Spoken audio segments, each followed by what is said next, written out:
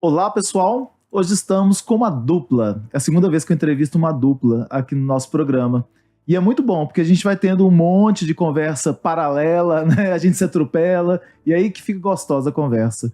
Nós estamos com uma dupla que eu conheci durante a pandemia, que faz um trabalho muito legal com as idosas e idosos virtualmente. Não faz só virtualmente, faz presencialmente também.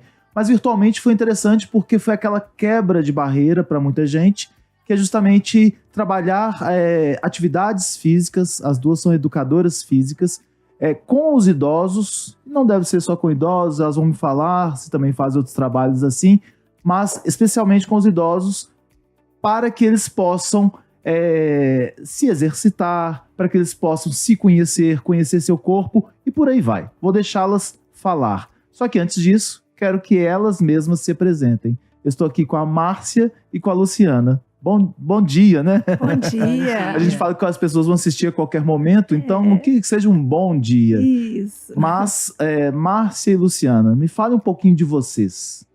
Bom, eu nasci em Belo Horizonte e tenho 2 filhas, sou casada, formei em educação física e decidi trabalhar com idosos desde sempre, porque meu pai faleceu novo, com 52 anos. E a gente veio para Belo Horizonte morar com a minha avó. Então, ela, na faixa etária de 80 e poucos anos, então, assim, me encantei, sabe? Uma presença marcante, né? Tinha convivência com ela, com a minha outra avó, mas o dia a dia, né? Enfrentar os limites da idade. Então, isso me encantou. Então, na educação física, eu já, logo que formei, fiz pós-graduação em gerontologia. E comecei a frequentar asilos, fazer um trabalho voluntário nas igrejas. Uhum. E então, assim, a vida foi me conduzindo para isso. E você foi gostando, né? Me apaixonei por esse público. Então, legal. Assim, essa é o meu grande desafio mesmo.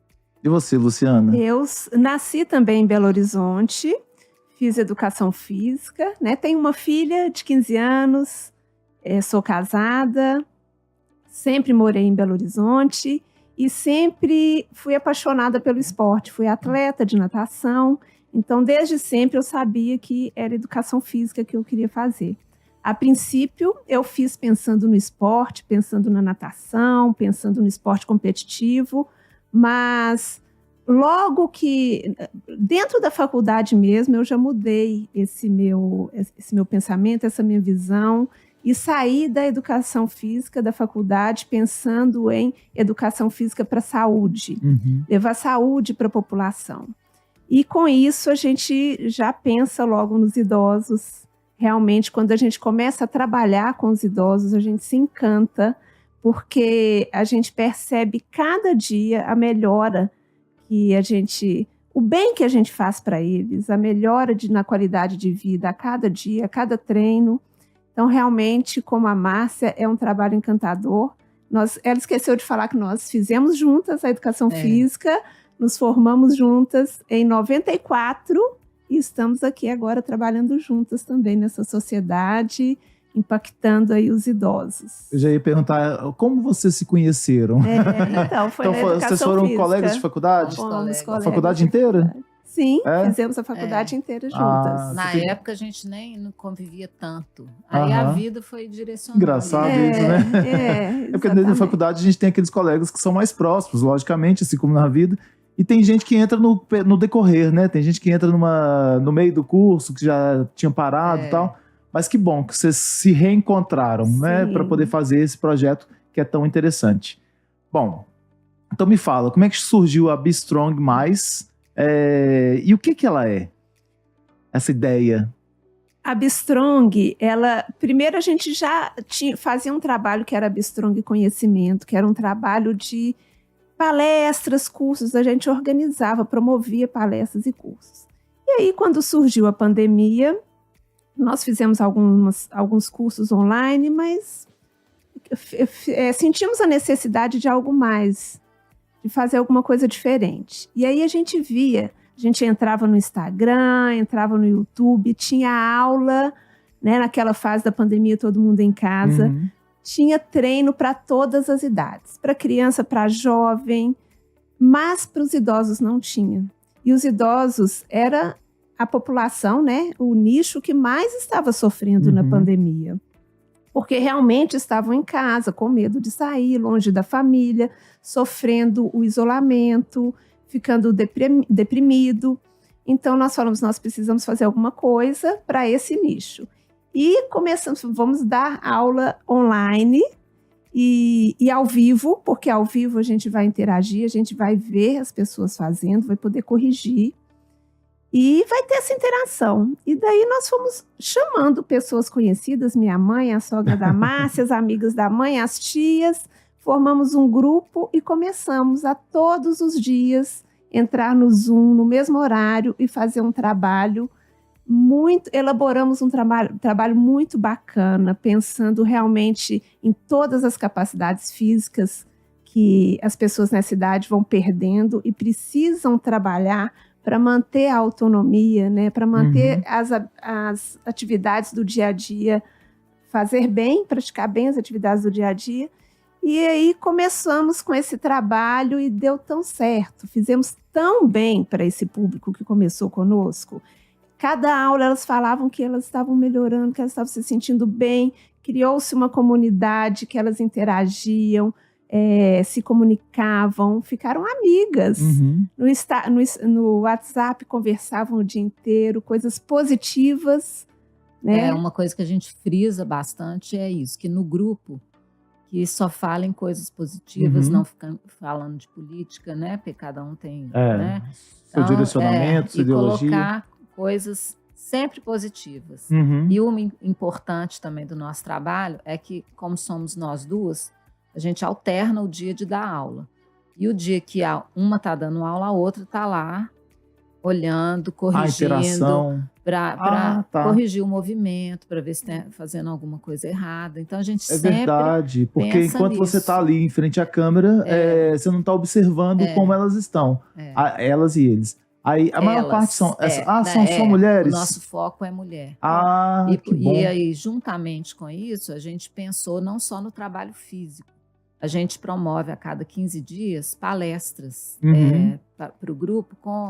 Já fizemos com geriatra, com fisioterapeuta, nutricionista, psicólogo. Então, a gente procura um assunto que seja relevante para elas e faz esse trabalho paralelo também, porque aí não é só o corpo, é corpo e mente, traçando objetivos. Então, enquanto você está dando aula, a Luciana está vendo os movimentos. Se tiver alguma coisa errada, ela já fala na hora? Ela já faz isso, aquilo. Porque então um movimento errado pode ser um problema, né? Por isso nós optamos pelo ao vivo, né? E nós duas sempre estamos juntas, porque a gente observa, corrige, a gente sabe de cada uma, da história de cada uma. Uma tem dor na coluna, outra tem dor no ombro, a outra não pode fazer tal movimento. Então, a gente adapta ali na hora, as duas juntas nós conseguimos fazer isso. Tem funcionado muito bem, tem trazido ótimos frutos, ótimos resultados. É uma coisa que eu não tinha pensado mesmo, nessa questão de que a gente pode achar no YouTube um monte de aula gravada, né? Isso. Mas não tem ninguém que nos oriente. A gente vai fazer, pode ter uma postura errada, pode ter um movimento errado, né? Exatamente. E aí, isso pode ser prejudicial. Mas tem barreiras, porque quando você falou assim, porque a gente olhou na internet e viu que a criança estava sendo atendida, o jovem estava sendo atendido, e aí a gente pensou nos idosos. Mas os idosos não vão entrar no Zoom. Que barreiras que a gente tem, nem só com eles, né? Às vezes com a gente mesmo. Quais são as barreiras que a gente encontra? Essa barreira é a grande barreira. É o Zoom, é o virtual. Então, assim, a gente conta muito a gente tem uma experiência para quebrar essa barreira. Então, assim, quando tem um filho ou um neto que está junto, que recomenda, que ajuda, é muito melhor. Mas a gente ensina, tem o passo a passo para ensinar como instalar o Zoom, como fazer para ativar o som e tal. Mas tem muitas delas que só de falar que é online, fala, não, eu não gosto do online, eu não quero experimentar. É a barreira do desconhecido, né? Porque eu vejo que muitas, quando começam, e já sabem, aí já vira habitual. Né? Ela já sabe como entra. Eu falo isso porque minha mãe participa de umas reuniões no Zoom que ela hoje já abre a sala Eu não sei abrir sala. Mas ela abre a sala. E eu digo, eu não sei porque assim, eu nunca parei para mim ainda é o desconhecido. Para ela já não é, ela já se habituou. Então as pessoas elas assustam de início, mas quando elas vão se habituando já vai ficando mais fácil. Eu lembro que eu participei de uma aula de vocês que tinha umas que só ficava a testa. Aí que você falava, ajusta a câmera para ver o movimento completo. E vai aprendendo. Isso não tem que ser ridicularizado, né? É tudo aprendizado, é uma coisa nova para todo mundo, né? É o que a gente fala sempre com elas. O início é difícil, mas daqui a pouquinho você vai estar tirando de letra. A prática leva à perfeição, né? E é muito interessante também, porque isso é uma barreira, mas depois que elas conseguem quebrar essa barreira, elas ficam felizes, né? É uma conquista. Então, o nosso trabalho é um trabalho de saúde integral. Isso também é saúde. É aprender, é colocar a mente para funcionar, novas, né? Desafios, quebrar barreiras. Então, tudo isso faz parte do crescimento delas. E quando a gente fala de saúde integral, né? Você tem a saúde é uma só, mas você tem várias vertentes ali. A saúde física, que vocês trabalham.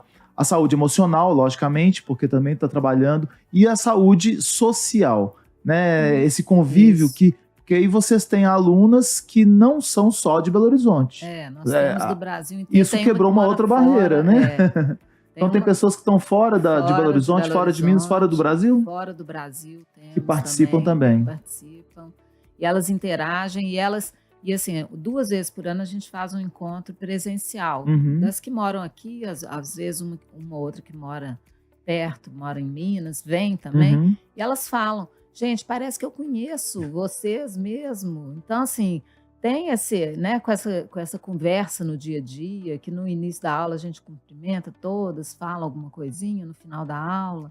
E quando tem as palestras, então, vai criando um laço mesmo. Então, sociabiliza bastante. Né, a gente tem o dia de tomar café juntas, de cozinhar juntas, virtualmente. A gente prepara alguma receita, cada uma na sua casa, a gente vai conduzindo. A gente manda a lista de material e faz e depois a gente toma um café juntas, cada uma na sua casa, conversa, fala da vida. Então é muito gostoso. E essa rede, a gente tem lido muito sobre solidão, né? Solidão não se dá só na juventude prateada, não se dá só nos 60 mais. Ela tem uma autora chamada Norina Hertz, que tem um livro chamado O Século da Solidão, que ela fala que é algo que a gente tem que enfrentar e não esconder. E aí, quando a gente vai falando dessas redes, muitas vezes os filhos estão trabalhando, né? O marido às vezes já morreu, e aí ela se vê ali. Um dia desse eu estava em Sabará, num projeto chamado Casa Azul, que são idosas. E ela falou comigo assim, olha, 7 horas da noite era a hora que eu tomava café com meu esposo. Ele morreu na pandemia. E eu sinto 7 horas, olha só, 7 horas eu sinto uma tristeza tão grande. E aí agora eu tenho uma rede para conversar. Essa rede é extremamente importante, porque não é só o movimento físico, né? São outros movimentos que fazem essas pessoas ativas. O que vocês têm percebido como experiência desse virtual? Que foi também para vocês um desafio, né? Sim, foi um desafio. Nós também pensamos, será que vai dar certo, né? A gente ir para o virtual, trabalhar com idosas, mas foi um desafio delicioso, que tem funcionado muito bem. E o que a gente percebe mais é exatamente isso. É conseguir atingir um público que a gente nunca atingiria presencialmente. Nós temos o nosso trabalho aqui presencial, não é só para mulheres, para homens também. A gente vai até a residência, mas com esse trabalho virtual, a gente consegue atingir as pessoas que não... toda classe social, né? Pessoas que não podem pagar um personal. O nosso valor é um ticket baixo, que as pessoas conseguem pagar. Conseguimos também atingir aquele público que não pode sair de casa, como você falou, às vezes tem um marido que está acamado, né, que exige a presença da esposa 24 horas, ou às vezes cuida de um neto dentro de casa, também não pode sair, né? Cada um tem sua história, tem suas limitações, então a gente consegue atingir esse público. E a questão de não ter fronteiras, né? Brasil, mundo, podemos atingir a todos. Isso é muito bacana, porque o nosso grande objetivo é isso, é levar saúde, levar autonomia para o maior número de mulheres 60 mais possível. Agora me fala, gente, o que é que um educador físico, porque eu estava num evento que tinha médicos, enfermeiros, psicólogos, uma educadora física falou que havia necessidade de ter mais educadores físicos em hospitais. Qual que é a função do educador físico nesse contexto que vocês trabalham? É realmente trazer a autonomia, manter, trazer melhoras nas capacidades físicas para poder evitar várias doenças. O exercício físico é um remédio. A gente fala, o exercício físico é o melhor remédio que existe.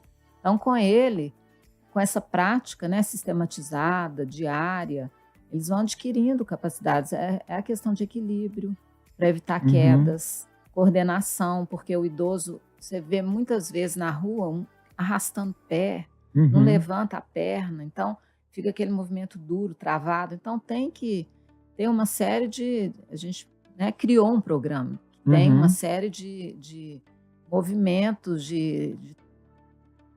que trabalham as capacidades físicas, né? Força, resistência, coordenação, equilíbrio, mobilidade. Então, assim, a gente precisa de trabalhar isso para que eles tenham autonomia, para que eles consigam levantar do sofá, levantar do vaso, né? Não depender do filho. Então, muitas vezes, o filho não pensa que daqui a pouco, daqui a 10 anos, como que vai estar minha mãe, né? Então, assim, se ela começar a praticar um exercício físico, ela vai manter-se autônoma, né? Vai conseguir cuidar de si própria, porque se ela ficar só sentada no sofá assistindo televisão, vai chegar uma hora que ela vai realmente precisar de alguém para ajudar a levantar para ir ao vaso.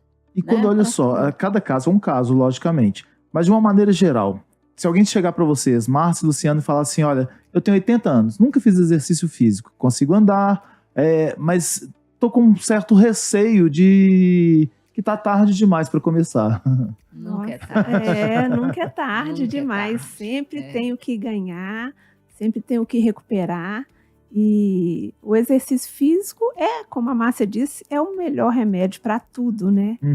Para o corpo, para a mente, para você manter seu dia a dia bem, com energia, com vigor, fazer as atividades diárias, estar com a família bem, né? A gente cuida da mãe, a gente cuida das senhoras, mas na verdade nós estamos cuidando de uma família porque a família toda fica feliz e daquela senhora estar bem, né? Convivendo bem, podendo viajar, podendo ter o convívio social. E no próprio grupo a gente tem relatos de senhoras que diminuíram a quantidade de remédio que tomavam, melhora de insônia, de dor no corpo. Então, assim, é fato. Ótimo.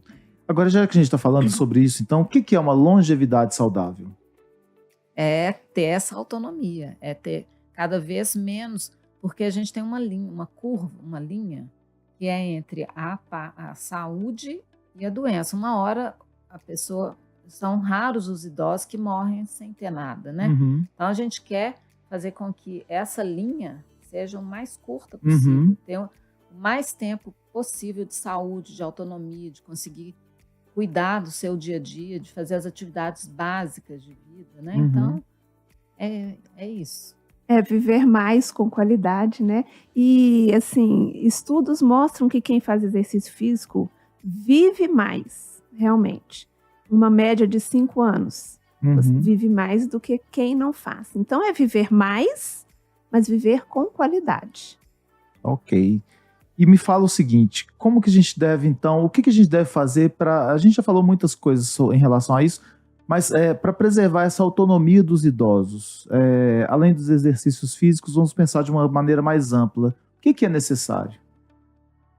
Bom, eles têm que ter um objetivo na vida, né?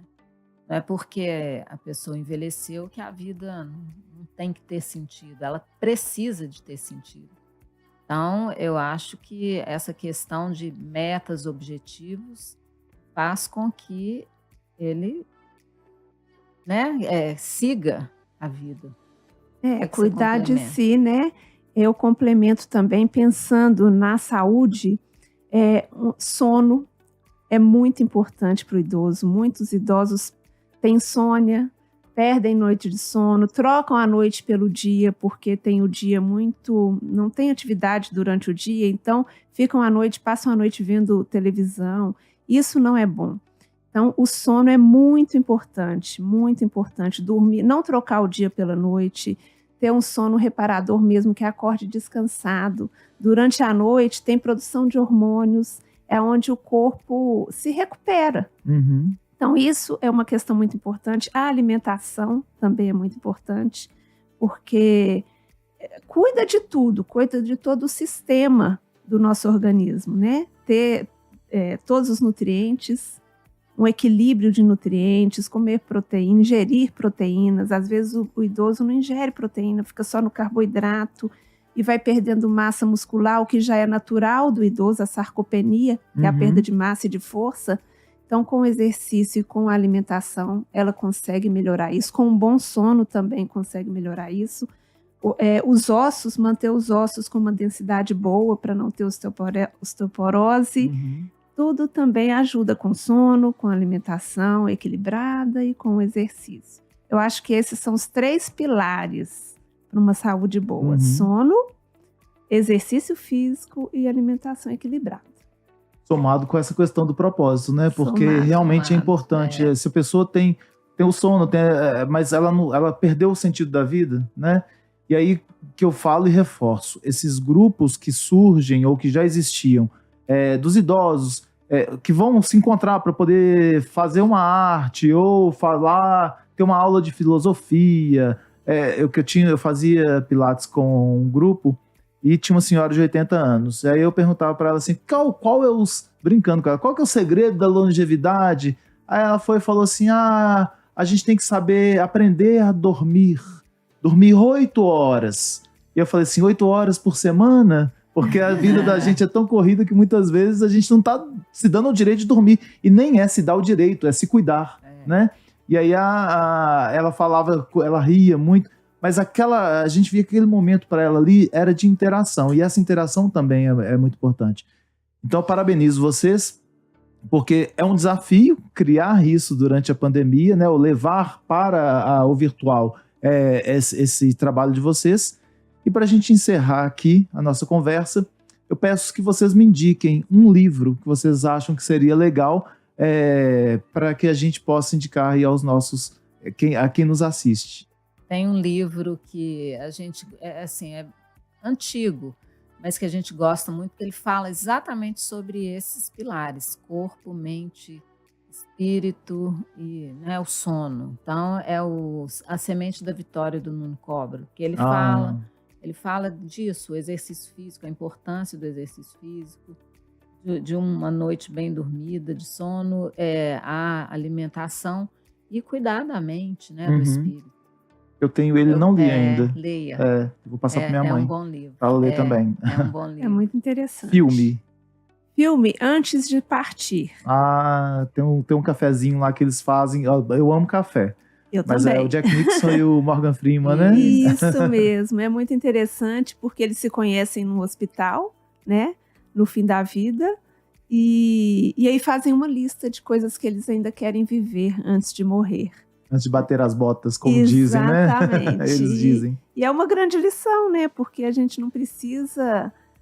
A gente nunca sabe o dia que a gente vai morrer. Então, a gente precisa realmente realizar sonhos, cuidar, perdoar pessoas, né? Que é o que... A lista deles tem tudo isso. Realização de sonhos, comer o que gostam, reconciliar com pessoas da família, de amigos.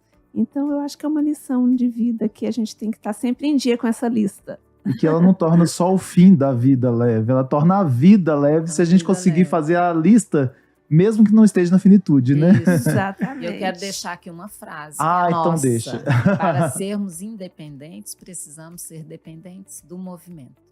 Que ótimo. Para sermos independentes, precisamos ser dependentes do movimento. Ô, gente, muito obrigado pela participação de vocês. Vocês querem deixar o agradecimento para alguém? Nós que agradecemos. Inspirado esse na convite. Xuxa, sabe? Não tinha, na Xuxa tinha alguma coisa assim. Você quer agradecer alguém? Meu pai, minha mãe. Nós queremos agradecer às nossas alunas, aos nossos alunos, porque a gente aprende muito com eles, né? Aprendemos muito na faculdade, em cada curso que a gente faz, mas o maior aprendizado é com cada um deles. No dia a dia. No dia a dia. Ok. Olha, muito obrigado, parabéns pelo trabalho de Nossa. vocês. E a gente se encontra nesse movimento contínuo Com certeza. e que é extremamente importante. Obrigado, gente. Muito Obrigada a obrigada. você. Até mais, Obrigada. pessoal. Até Tchau, mais. tchau.